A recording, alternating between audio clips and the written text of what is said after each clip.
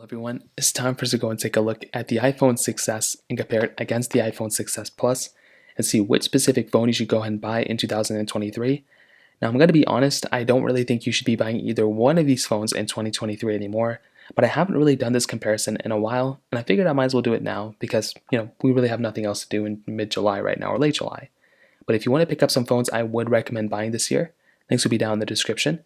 You can get them from there and you can help support the channel at the same time. Now, starting off side by side, these two phones were similar in a lot of ways, but also a little bit different.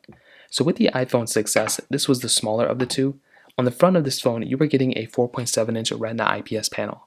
And I definitely do think this was a pretty decent approach from Apple at the time. I mean, it's not an ugly looking phone. It's definitely a little bit outdated. But when you look at something like the iPhone SE3, Apple is still selling a phone that still looks like this, which is crazy. And this phone came out in 2015. So the fact that this phone is still even kind of like still relevant and we're still talking about it is actually pretty insane. You're getting Touch ID 2 on the front, and overall this was a pretty good sized phone, and I still like the feeling of this phone. It still feels like a very, very premium expensive phone. With the iPhone 6s Plus though, this is a bigger 5.5-inch Retina IPS panel. So this was the overall bigger phone, and I definitely did like Apple making a phone that was this size. So that was something that was pretty cool. But this is a really big sized phone, even nowadays. The 14 Pro Max clearly is bigger, but this is a massive phone. And it's funny because even if you're still using this phone to this day, you're still going to feel like you are using a pretty large phone. But honestly, I feel like either my hands have gotten bigger recently or whatever, but it doesn't feel as big as it used to. I don't know. But you are getting big bezels around it. You have the Touch ID 2 sensor here too, so really not missing out on much. These two iPhones were actually the last iPhones to also have headphone jacks too. So at the bottom, you are having that headphone jack and lightning port combo. Last iPhones to bring it, which is kind of interesting in and of itself. Now, on the sides of these two phones, we do have two different, first of all, we have two different variation colors, I think. But we also, the thinness was the one thing that always threw me off because they were the same thinness. So it's not like one was way thicker, which was kind of interesting. So the iPhone 6s Plus was clearly just like a longer version and a bigger version of the iPhone 6s. Very, very premium feeling phones. On the back, you're getting basically the standard build quality that you'd probably expect from an iPhone. You're getting single camera setups in the top left corner as well. And overall, both these iPhones look and feel very premium. Like I said before, I don't really have too much to complain about between these two devices. Like, they look very good. There's no wireless charging between them. I don't even think there was IP certification. Maybe there was some sort of water resistance, but I don't think there was full-on IP certification yet. So that's like another kind of funny, interesting thing going on between them. So overall, with these two devices, they are not the phones I would recommend people to buy anymore, but they did bring some of the last. They brought the last iPhone, I guess, without a dual camera setup. They brought the last iPhone without a headphone jack or with a headphone jack. And overall, they were the first iPhones to bring 4K on the camera quality, which is pretty insane. First iPhone to bring 2 gigabytes of RAM. There's some really good firsts with this phone too. These two phones were very, very important, and I do owe a lot to the 6S and 6S Plus. But like I said, I just don't think they're worth buying. Now, in terms of software and longevity, this is probably the biggest reason why I would not recommend buying either one of these phones, and that is because both of these devices have been pretty much outdated with software. There is pretty much no reason at all why anybody at all should be purchasing either one of these devices because of their software support. They stopped at iOS 15. If you're currently using these phones, then I think that's a totally different story. Apple's still supporting iOS 15 a little bit, with even 15.7.8 coming out very soon. But to the average person, it doesn't really make any sense at all to buy something like an iPhone 6s because these two phones are already outdated with software.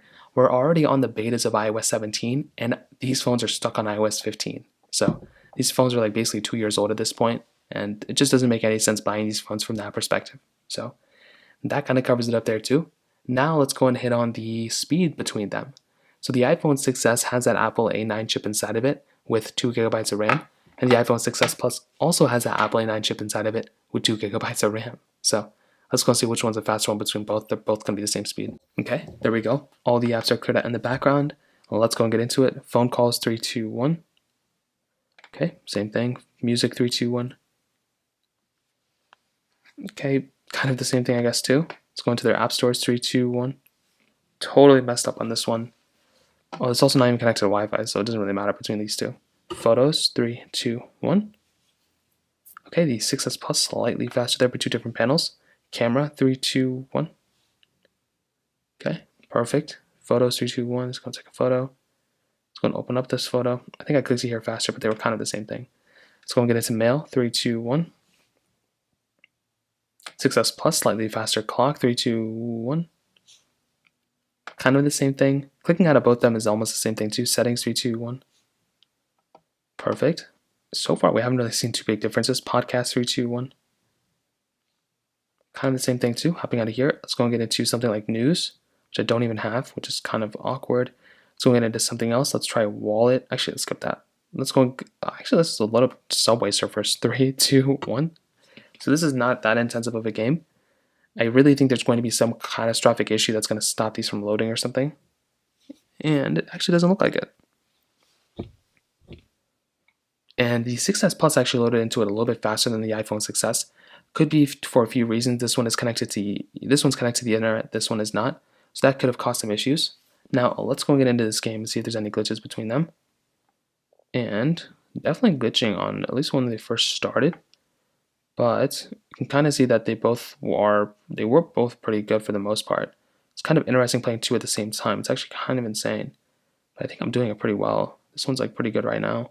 This one's whatever. So hopping out of this one, let's go and try iTunes Store. 3, 2, 1.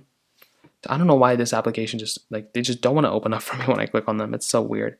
And let's try Apple Watch. 3, 2, 1. So overall, I don't really think you'd go from one Apple Watch or one iPhone to the other based on the performance. They are both almost identically the same type of performance, which is great. So I think that is a good thing between them. But like I said, there's a lot of similarity between these two phones. It's really just the size that's the main difference. And another big similarity is with the cameras. They're basically almost the same type of camera with the same type of camera quality. So you're really not going to be going from one iPhone to the other here just based on the camera quality. You have basically the same exact thing going on, which is great. So you have 4K 30 on the back of both these. You have 720p at the front. And it's not a bad camera. Like, it's a decent camera for the most part. Like, if you just need a quick camera to take some photos or whatever, then you probably should be good to go. So with something like the 6S, I mean, the thing I like about the 6S is that you're getting the same camera for the most part, but in a smaller form factor. So it kind of seems like a pretty decent camera because you don't have to look at such a massive pixelated display. The 6S Plus display is really good, but this one you can kind of see you have video mode, you have slow mode, you have time lapse, you have square mode, panorama mode. There's some very, very basic camera quality stuff here that is pretty. It's a good camera for what it was at the time. It was a big upgrade coming from the 6 Plus at the time. But between these two, I mean, they're both pretty much in the same caliber. I honestly would not go from one phone to the other just based off the camera quality alone. I think you're kind of stuck in this weird phase where both of these camera qualities aren't really the best of the best, and they're both kind of they're older camera sets. What can you say? They're just older camera sets, and that's kind of what's happening between these two devices. So in terms of that kind of covers it up there. Now, hitting on basically whether these phones are worth it or not, like I mentioned, I don't think either one of these phones are worth buying anymore, and they're both you're probably better off if you just go ahead and buy something else, possibly buying something like an iPhone, XR, an iPhone 11, an iPhone 12. Those types of iPhones are going to be giving you a much better experience than these two devices. There's just no reason to even think about buying these phones anymore, even if you're on a budget. You can buy an iPhone XR now for $100 and something. You might as well just go there, or rather than buying even a broken iPhone XR that's kind of functional is better than these two devices. So that kind of covers it up there. If you have any other thoughts or questions, let me know in the comment section below. Hit the like button, that would mean so much, but definitely hit that subscribe button. More importantly than everything else, I love every single one of you guys. Hopefully I'll catch you guys in the next video. Peace out.